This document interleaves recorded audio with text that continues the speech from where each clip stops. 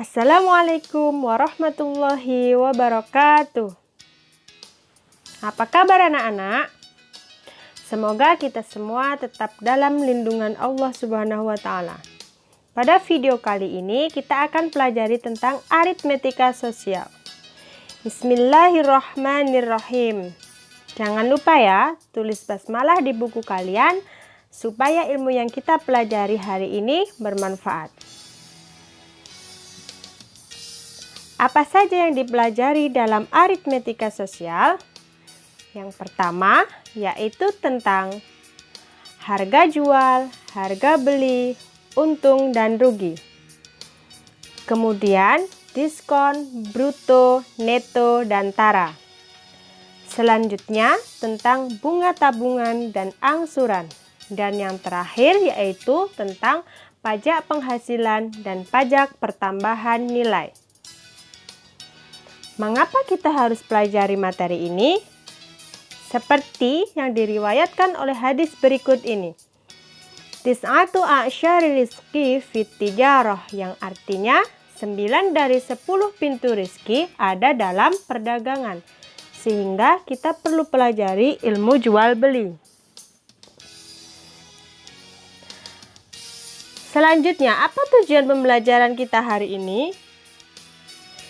Kalian bisa baca sendiri ya. Oke, are you ready students? Mari kita perhatikan rumus-rumus harga jual, harga beli, untung, dan rugi pada slide berikut ini.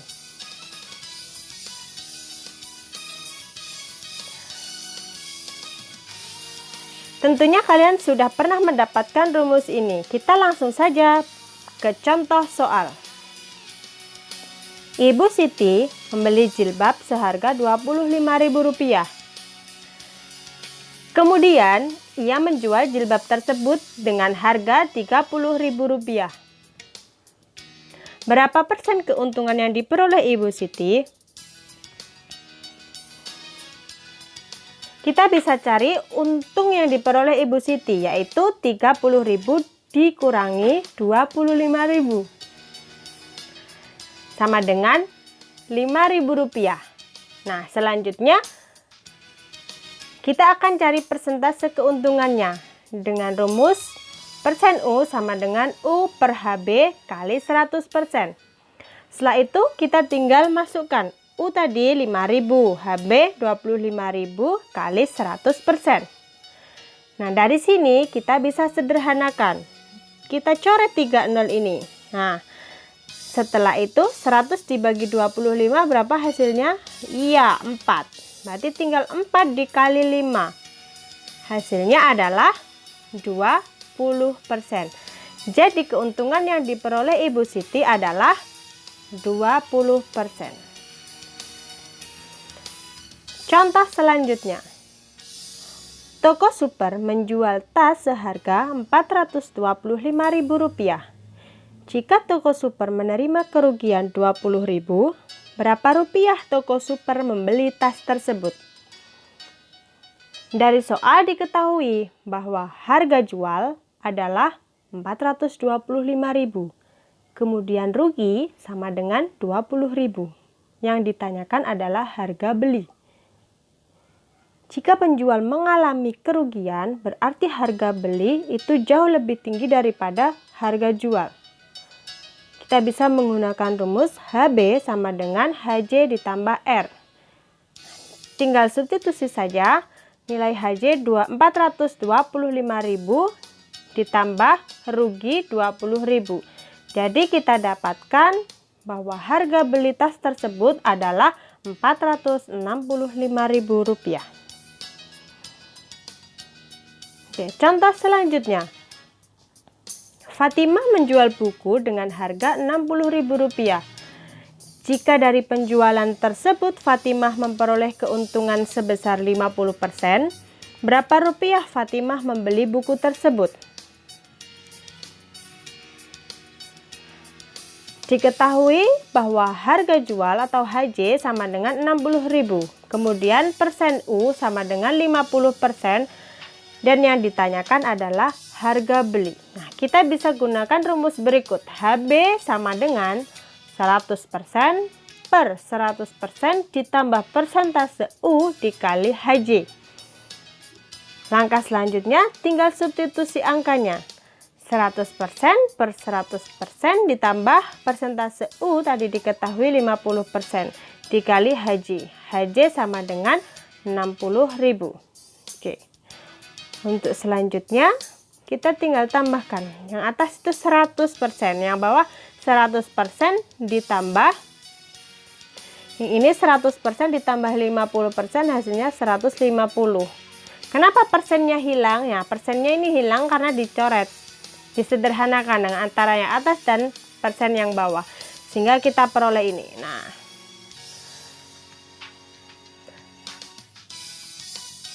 jadi harga beli buku tersebut adalah Rp40.000.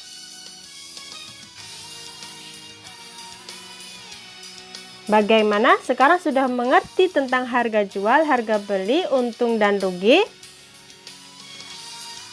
Oke, alhamdulillah. Kalau sudah, kita bisa lanjutkan. Materi selanjutnya yaitu tentang diskon. Perhatikan rumus penting berikut ini. Ini adalah rumus-rumus yang digunakan untuk soal-soal tentang diskon. Contoh soal berikut, perhatikan. Ani membeli tas seharga Rp120.000. Kemudian toko memberikan diskon sebesar 20%. Berapa yang harus Ani bayar? Mari kita bahas.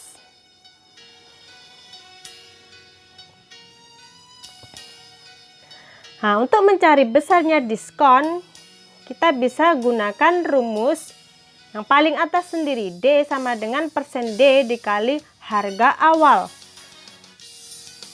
Persentase diskon diketahui 20% dikali 120. Hasilnya adalah 24.000. Jadi Ani memperoleh potongan harga sebesar 24.000. Sehingga harga yang harus dibayar Ani adalah Rp120.000 dikurangi Rp24.000. Hasilnya adalah Rp96.000. Jadi Ani hanya membayar Rp96.000. Contoh selanjutnya. Risti membeli jam tangan. Setelah mendapat diskon 15%, harga jam tangan tersebut menjadi Rp212.500. Berapa harga jam tangan apabila tidak mendapatkan diskon? Jadi harga yang ada di soal itu setelah didiskon. Sebelum kena diskon berarti harganya harusnya lebih mahal. Oke, dari soal diketahui diskonnya 15%. HSD, apa HSD? Harga setelah diskon. Ya, kalau HA apa? Harga awal. Harga awal itu harga sebelum didiskon. Kita bisa gunakan rumus ini. HSD sama dengan 100% dikurangi persen D dikali harga awal. Kita tinggal substitusikan angkanya. HSD-nya tadi adalah 212.500 sama dengan 100% dikurangi 15% kali HA.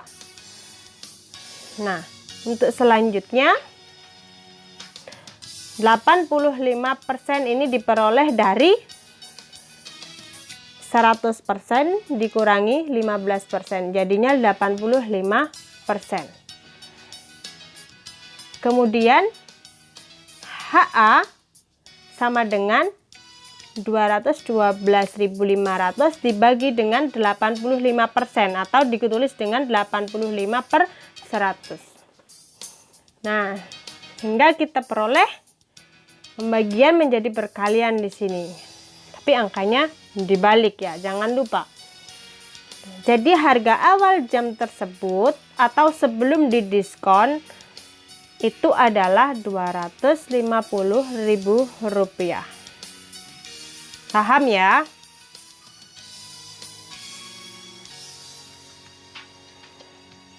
For the next material, can I discuss with you, my friend? Oke, let's discuss together. Nah, selanjutnya yaitu tentang bruto, neto, dan tara.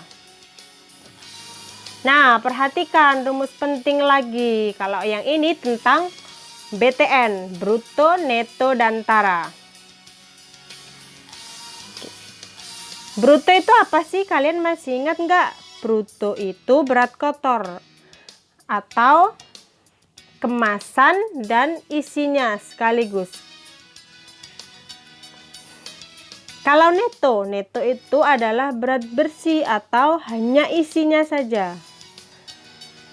Kalau tara, tara adalah berat kemasan atau bungkusnya. Oke, langsung ke contoh soal. Pak Bambang mempunyai beras sebanyak 30 karung dengan bruto seluruhnya 1.500 kg.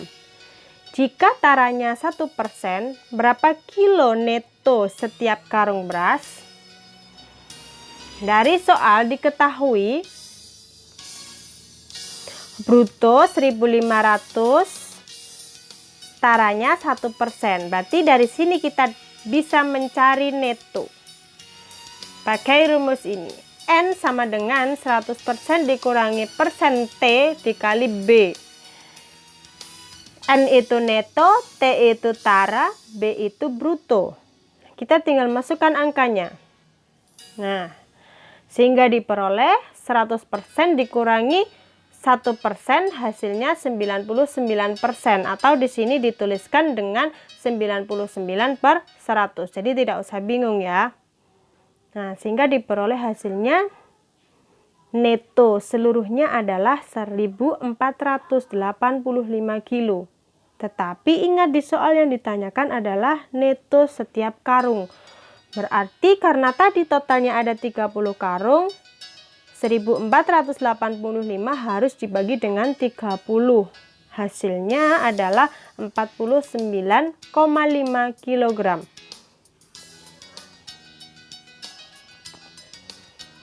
Contoh selanjutnya, pedagang membeli 5 karung kacang hijau dengan bruto masing-masing 50 kg dengan tara 2%. Jika harga tiap kilogram kacang hijau adalah Rp20.000, maka pedagang tersebut harus membayar berapa?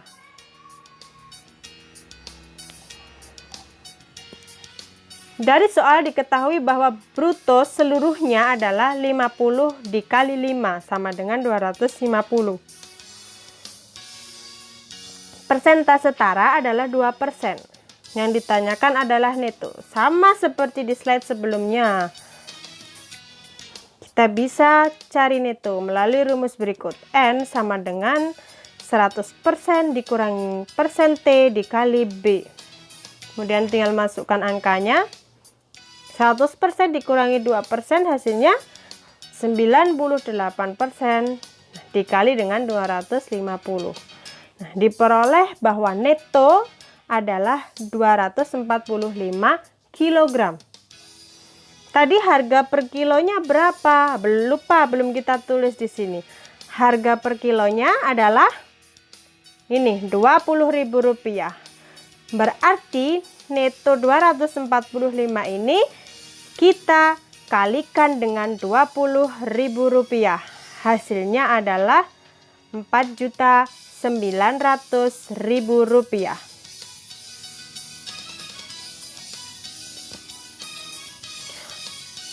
Next.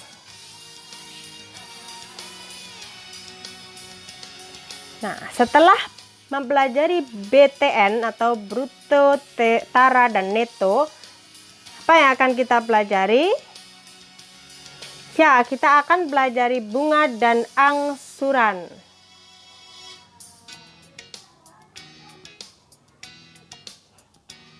Nah, ini adalah contoh bank-bank yang ada di Indonesia dengan suku bunga yang berbeda-beda. Nah, tentunya nanti kalian kalau sudah dewasa bisa menentukan sendiri di mana kalian akan menabung dengan tentunya memperhatikan suku bunganya juga. Oke, next. Ini adalah rumus penting untuk bunga dan angsuran. Masih ingatkah kalian dengan rumus BMW? Ya, disinilah rumusnya BMW. Nah, W di sini kenapa ditulis dengan N/12? Ya, N itu adalah waktu dalam bulan. Karena 1 tahun itu ada 12 bulan. Makanya di sini W-nya ditulis dengan N/12. Oke, next.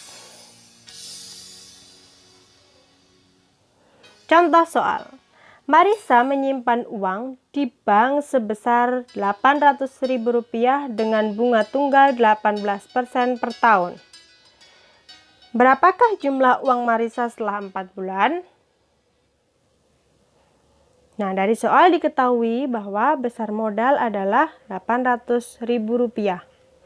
Kemudian persentase bunganya adalah 18% per tahun, sedangkan lamanya Marisa menabung adalah 4 bulan. Yang ditanya adalah uang Marisa setelah 4 bulan. Berarti kan tabungan akhirnya. Nah, kita bisa gunakan rumus mencari besar bunga terlebih dahulu. Nah, ini rumusnya. Persen B dikali dengan modal dikali lagi dengan waktu atau ini bulan per 12. Nah, kita tinggal masukkan angkanya. Nah, setelah dimasukkan angkanya, kita bisa sederhanakan ya masing-masing. Ini 02, dicoret dengan yang sini 02. Kemudian ini 4 dengan 12. 12-nya tinggal berapa? 3. Ya kan? 18 ini kita coret dengan 3. Ini 1, berarti sini 6. Ya kan? 6 dikali berapa? Dikali 8, 48. Iya, 48.000 itu bunganya. Berarti tabungan akhir Marisa akan bertambah sebesar bunganya. Nah, kita tinggal jumlahkan. 800.000 ditambah 48.000. Hasilnya adalah Rp848.000. Paham ya? Oke, next. Contoh selanjutnya. Rino menabung pada sebuah bank sebesar Rp600.000. Setelah 8 bulan, uangnya menjadi Rp672.000. Persentase bunga per tahun adalah, ini yang ditanya persentase bunganya. Nah, gimana caranya? Kita pakai rumus tabungan akhir. Kenapa pakai tabungan akhir? Ya, karena di sini diketahui tabungan awal dan tabungan akhir. Tabungan akhir sama dengan M plus BMW. Ini sebenarnya modal ditambah persen B dikali modal dikali N/12. Kemudian kita tinggal masukkan angkanya seperti berikut ini. Jangan lupa yang dikerjakan adalah yang ada di dalam kurung terlebih dahulu. Jadi 672.000 dan 600.000 itu tetap kita tulis. Nah, karena 600.000 ini berpindah ruas, dia awalnya penjumlahan, berarti ke sini jadinya pengurangan. Oke. Nah, ini dari mana dapatnya 400.000? Ini dari disederhanakan. 6 dengan 12, berarti 6-nya ini 1, 12-nya 2. 8 dibagi 2 berapa? 4. 0-nya ada 5, berarti 400.000. Oke. Nah, 672.000 dikurangi 600.000 sama dengan 72.000, sama dengan persen B kali 400.000. Sehingga untuk mencari persen B sama dengan 72.000 dibagi dengan 400.000. Ya kan? Nah, setelah itu baru kita sederhanakan. Dari mana dapat 18%? Nah, ini disederhanakan. Nolnya 3 dicoret. Ini juga nolnya 3 dicoret. Berarti Sisanya 72 per berapa? 400. Nah, ini sama saja dengan coba dibagi 4. Yang bawah 100, 72 dibagi 4, 18. Berarti kan hasilnya 18 per 100. Sama saja dengan 18%. Gitu ya, 18 per 100 sama saja dengan 18%.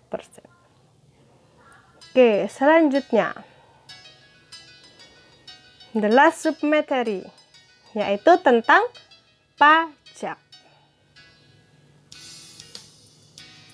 Nah, perhatikan rumus penting dalam pajak. Ada 2 ya, pajak di sini. Pajak pertambahan nilai dan pajak penghasilan. Kalau pajak pertambahan nilai itu menyebabkan harga yang harus dibayar itu bertambah. Kalau pajak penghasilan itu menyebabkan penghasilan atau gaji itu menjadi berkurang. GTKP itu gaji tidak kena pajak, kemudian GKP gaji kena pajak. Oke, langsung masuk ke contoh soal.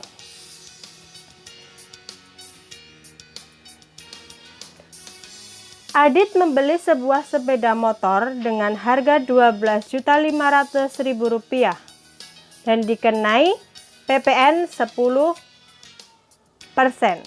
Berapa rupiah Adit harus membayar sepeda motor tersebut? Nah, di soal diketahui bahwa harga barangnya 12.500.000. Ada pajaknya yaitu PPN 10%. Yang ditanya harga beli setelah kena pajak. Yang harus dibayar berarti berapa? Nah, kita pakai rumus ini. Harga bayar sama dengan 100% ditambah persentase PPN dikali harga barang. Selanjutnya kita tinggal masukkan angkanya. Nah, 100% ditambah 10% hasilnya adalah 110%, atau di sini ditulis dengan 110 per 100 dikali dengan Rp12.500.000. Dari sini kita bisa sederhanakan, ini nolnya 2 ya, kita coret di sini. 02 dicoret. 11 dikali 125 hasilnya berapa? Ini 13.750.000 rupiah. Jadi harga yang harus dibayar adalah 13.750.000 rupiah. Contoh yang selanjutnya. Pak Budi memperoleh gaji 1 juta rupiah setiap bulan. Dengan penghasilan tidak kena pajak 400.000. Jadi dari 1 juta tadi yang 400.000 itu tidak kena pajak. Sisanya berarti kena pajak. Jika pajak penghasilan diketahui 10%, berapakah besar gaji bersih yang diperoleh Pak Budi setiap bulan? Oke. Dari soal diketahui bahwa GTKP gaji tidak kena pajak 400.000. Karena gajinya tadi 1 juta kan, berarti gaji yang kena pajak itu 600.000. PPh-nya 10%. Yang ditanyakan adalah gaji bersih. Nah, kita pakai rumus ini. Gaji bersih sama dengan GTKP ditambah dalam kurung 100% dikurangi persen PPh kali GKP. Jangan lupa yang dikerjakan adalah yang ada di dalam kurung terlebih dahulu. Oke, kita masukkan dulu angka-angkanya. Nah, seperti ini. Sekali lagi ingat yang dikerjakan yang di dalam kurung terlebih dahulu. Berarti ini dikerjakan. 100% dikurangi 10%. Hasilnya adalah 90%, atau ditulis di sini 90 per 100. Nah, setelah itu yang dikerjakan masih tetap yang di dalam kurung, ya kan? Ini sekarang 100 ini dicoret, nolnya ada 2 dengan sini. Berarti kan yang di dalam kurung tinggal 9 kali 6. 9 kali 6 dan sisa nolnya ada 4. 9 kali 6 berapa? 54. Sisa nolnya 4. Oke. Berarti gaji bersihnya adalah 400.000 ditambah 540.000. Berarti gaji bersih yang diperoleh Pak Budi adalah 940.000 rupiah. Nah, oke, sekarang giliran kalian untuk mengerjakan worksheet ya.